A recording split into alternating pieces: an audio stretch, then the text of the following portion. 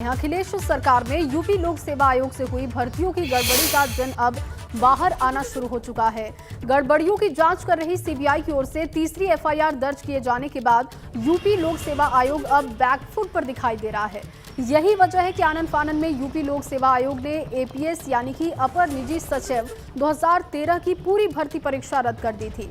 इसके बाद आयोग पर अब एपीएस 2010 की भर्ती परीक्षा को भी रद्द किए जाने का दबाव बढ़ रहा है, जिसमें कई गड़बड़ियां पकड़ने के बाद जांच एजेंसी सीबीआई ने एक आईएएस समेत आयोग के कई दूसरे अज्ञात अफसरों और कर्मचारियों के खिलाफ एफआईआर दर्ज की है। आपको बता दें कि इस भर्ती परीक्षा के लिए आवेदन करने वाले हजारों अभ्यर्थी भी गलत तरीके से नौकरी पाने वालों को बाहर का रास्ता दिखाकर योग्य आवेदकों के साथ इंसाफ किए जाने की गुहार लगा रहे हैं। कि जो 2010 की भर्ती है उसको निरस्त करना चाहिए, क्योंकि इसमें बहुत ढेर सारे भ्रष्टाचार हुआ है, ढेर सारी धांधली हुई है। ठीक है, आयोग अपनी मनमानी करता है, वो किसी भी आरोप की जांच के लिए संतुष्टि नहीं देता है। और दूसरी चीज़ ये है कि जितने भी स्टूडेंट, अभी देखिए इसमें सबसे ज़्यादा एज हो गई, सबकी एज हो गई है, एज उनकी बढ़ गई, इस वजह से और किसी एग्जाम में सम्मिलित हो नहीं पाए हैं। तो वो सामान्य अध्ययन की चाहे जानकारी हो, चाहे हिंदी की जानकारी हो, सबसे दूर है, यहाँ तक कि 60 हैंड से भी दूर हैं, वो तो एक तरफ चले गए। उसके बाद जो ज्वाइन किए हैं उनके लिए भी खतरा। ऊपर से सबसे बड़ी चीज़ है देखिए भ्रष्टाचार की। भ्रष्टाचार जब तक ख़त्म नहीं होगा तब तक इस एग्ज़ाम में कुछ नहीं होगा। और हम लोगों के सबसे ज़्यादा सिर्फ यही कहना है कि जो एग्ज़ाम हो रहे हैं इसमें सही से हो और भ्रष्टाचार एकदम नहीं होना चाहिए। जो एपीएस 2013 निरस्त किया गया है, ऐसे ही 2010 भी निरस्त किया जाना चाहिए। और जो ये आयोग है इसको होश में आना चाहिए। मेरा मानना है कि जैसे 2013 की परीक्षा ये आयोग ने निरस्त कर दिया है, उसे 2010 की भी निरस्त कर दी जाए, क्योंकि उसमें धांधली हुई है। उसमें उस समय पता है कि प्रभुनाथ जी और जो बड़े अधिकारी यहाँ पे थे, सबके चहेतों लोगों को भर्ती किया गया है।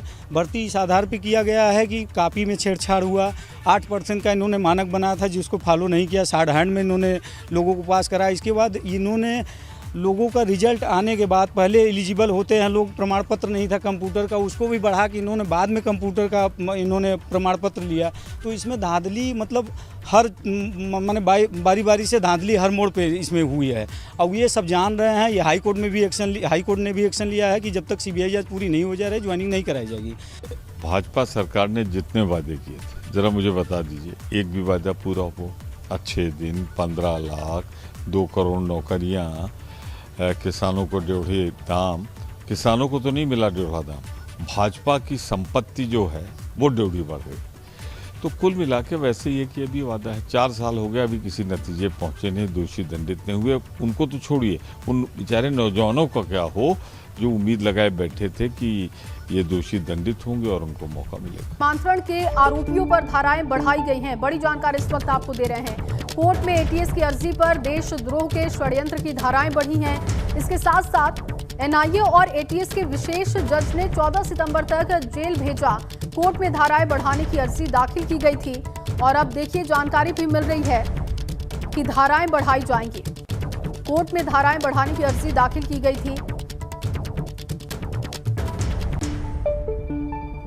तो जानकारी मिल रही है कि धर्मांतरण के आरोपियों पर अब धाराएं बढ़ाई जाएंगी। इसको लेकर एक याचिका लगाई गई थी और उसी पर अब ये एक्शन लिया गया है।